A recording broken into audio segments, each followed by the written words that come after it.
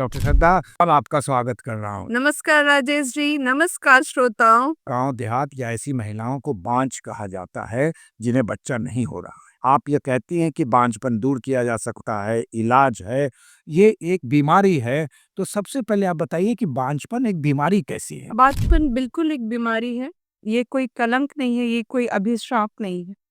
In fact इतने सारे वैज्ञानिक मिलके जो रिसर्च किए हैं और WHO का जो डेफिनेशन आया है, नॉट जस्ट WHO, ASR मतलब अमेरिका से भी जो रिसर्च आया है, उसमें बीमारी को ये कहा गया है कि वैसा कंडीशन जो किसी भी मनुष्य को मेंटली हाँ, या फिजिकली हाँ, प्रभावित करे, यानी कि उसको अपंग करे, उसको उसमें दिक्कत पैदा करे, उसे बीमारी कहते हैं। इनफर्टिलिटी हर तरह से इसमें फिट होता है और इसीलिए WHO ने भी निसंतानता को एक बीमारी का ही दर्जा दिया है।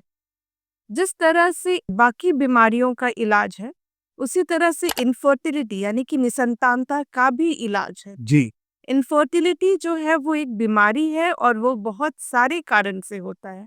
मैं फिर से कहती हूँ, इनफर्टिलिटी एक बीमारी है, कोई श्राप नहीं है। जी, तो निसंतानता को ही बांझपन अगर सिनोनिमस कहें, है ना? बिल्कुल, एक अर्थ वाले शब्द। बिल्कुल, बांझपन बहुत सारे कारण से होते हैं। जैसे किसी औरत में ट्यूब ब्लॉक होता है, जी, तो उसका भी इलाज है। अगर मान लीजिए पुरुष में शुक्राणु कम है, जी, यानी कि पर्याप्त शुक्राणु नहीं है जो औरत के अंडा को फर्टिलाइज करे, तो उसका भी इलाज है। औरत में अगर रसौली गांठ है जिसके कारण बच्चा नहीं ठहर रहा है, तो उसका भी इलाज है। अगर औरत को हार्मोनल इम्बैलेंस है तो उसका भी इलाज है। कुछ चीज होते हैं जैसे कि अनुवांशिक बीमारी, क्योंकि वो जन्मजात होता है, तो उस केस में हम लोग इनफर्टिलिटी जो होता है उसका इलाज नहीं हो पाता। इसका भी इलाज है, उसमें हम लोग डोनर स्पर्म या डोनर एग से करके जी। बच्चा कराते हैं। आज के ज़माने में जहाँ साइंस इतना आगे जा चुका है, तो निसंतानता का बहुत सारा इलाज है। बहुत लोग तो दवाई से ही ठीक हो जाते हैं। कुछ लोगों को कुछ प्रक्रिया, मेडिकल प्रक्रिया करते हैं, उससे भी बच्चा ठहर जाता है। जी। कुछ लोगों को IUI वगैरह करना पड़ता है। लेकिन कुछ लोग जिनकी बीमारी बहुत ज़्यादा जटिल हो गई है, यानी कि बहुत दिनों से वो निसंतान है, 5 साल 10 साल, यानी कि उनमें कुछ जटिल बीमारी है, तभी वो माँ बाप नहीं बन पा रहा। तो वैसे कंडीशन में IVF एक बहुत ही सटीक इलाज है। और जो लोग जितना जल्दी अपना इलाज कराते हैं, यानी कि जो लोग जितने जल्दी विज्ञान पे भरोसा करते हैं, जी। उनको उतना ही जल्दी बच्चा हो पाता है। लेकिन एक छोटा-सा सवाल, ये महिलाओं के लिए आपने बताया कि बांझपन के क्या-क्या कारण थे। पुरुषों के लिए में अगर थोड़ा-सा हो तो कैसे बिल्कुल, करने? हाँ, पुरुष भी उतने ही रिस्पॉन्सिबल हैं जितना महिला रिस्पॉन्सिबल है। अगर आज के ज़माने में हर 6 में से 1 दंपति जो है, वो बांझपन से ग्रसित है और इसमें से 30 से 50% जो है वो पुरुष ही उसके लिए ज़िम्मेदार है। यानी कि पुरुष में शुक्राणु की कमी होते जा रही है। और ये WHO ने भी कहा है कि जैसे-जैसे हर दशक हर बीतता जा रहा है, पुरुष का शुक्राणु कम होता जा रहा है। इसलिए पुरुष भी अब उतने ही रिस्पॉन्सिबल हैं बच्चा नहीं होने के लिए, जितना एक औरत रिस्पॉन्सिबल है। डॉक्टर श्रद्धा, एक बात बताइए कि विज्ञान जो आप बता रही थी, कि विज्ञान का सहारा लेना चाहिए, नहीं लेना चाहिए? जो निसंतान दंपति हैं, उन्हें विज्ञान का बिल्कुल सहारा लेना चाहिए। एक बात बताइए कि आप हम लोग बार-बार लगातार, हाँ, 1 साल से कह रहे हैं आईवीएफ, आईवीएफ, आईवीएफ, ये भी नहीं कह सकते कि इसका असर नहीं पड़ा। इसका असर सोसाइटी पर पड़ा है, आपके इस कार्यक्रमंता के आँचल का।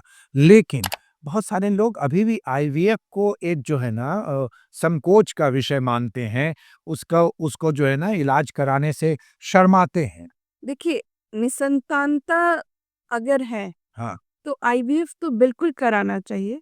और जो लोग IVF नहीं करा रहे हैं, जो लोग संकोच में बैठे हुए हैं, जी, वो शर्म की बात है। एग्ज़ैक्टली। अस्तो मासद गमया, हुँ, तमसो माँ ज्योतिर्गमया, हुँ, यानी कि असत्य से सत्य की ओर ले चलो, वैसे अंधकार से ज्योति की तरफ ले। रोशनी की तरफ लिया। इसलिए हम सभी यही चाहते हैं कि वैसे लोग जो आज भी इलाज नहीं करा रहे हैं, साधु संत और अन्य लोग तरीके से। उनकी चीज पे विश्वास करना अच्छी बात है, लेकिन अभी भी यही सोच रहे हैं कि उनके आशीर्वाद से बच्चा ठहर जाएगा, जो सही प्रक्रिया नहीं है, उस वो इलाज करा रहे हैं और उससे बच्चा ठहर जाएगा, तो उनको मैं बता दूँ कि आप अपना समय बर्बाद कर रहे हैं। आप वो विंडो फर्टिलिटी विंडो जिसमें कि आपको बच्चा ठहर सकता है, वो बर्बाद कर रहे हैं। आपको ज़रूरी है ये समझना कि अगर बच्चा नहीं हो रहा है तो ये बीमारी है। जिस तरह से लोग किसी को अगर डायबिटीज़ होता है, तो वो ये डायबिटिक डॉक्टर के पास जाके मिलते हैं। बिल्कुल। किसी को कैंसर होता है तो वो कैंसर रोग विशेषज्ञ के पास जाते हैं। जी, तो अगर किसी को बच्चा नहीं ठहर रहा है, तो उनको ज़रूरी है निसंतान रोग विशेषज्ञ के पास ही जाकर के मिले, क्योंकि वो आपका इलाज बाकी लोगों से बेहतर करेंगे और अगर वो उनसे आप इलाज कराएँगे तो आपको बच्चा ठहरने का चांस बहुत ज़्यादा है। बिल्कुल ठहरेगा। एक पॉज़िटिव सोच के साथ सही डॉक्टर जैसा कि डॉक्टर श्रद्धा ने कहा कि किसी भी ख़ास बीमारी के ख़ास डॉक्टर होते हैं, उसी तरीके से इस बांझपन या इनफर्टिलिटी या बच्चा नहीं होने का कोई न कोई कारण होगा, तो आप उनके पास जाइए। जी हाँ, आईवीएफ जो है कराना शर्म की बात नहीं है। आईवीएफ नहीं करा के बच्चा नहीं प्राप्त करना शर्म की बात हो सकती है। डॉक्टर श्रद्धा, अब तो आपने जो महँगा है और सस्ता है, इसका भी रास्ता सुगम कर दिया है बिल्कुल। और इसको सुनकर जाएँगे, उनके लिए क्या-क्या फैसले तो हम उनका पहला जो परामर्श होता है वो निःशुल्क कर देते हैं। जी, पहला अल्ट्रासाउंड जो होता है, जो औरत का होता है, वो भी निःशुल्क रहता है। किसी दंपति जो बाहर से आए हैं, जो जिन्हें पटना में इलाज के लिए रुकने के लिए जगह चाहिए होता है, तो उनके रहने के लिए भी हम लोग मुफ्त में। मुफ़्त में उनको रहने की सुविधा देते हैं।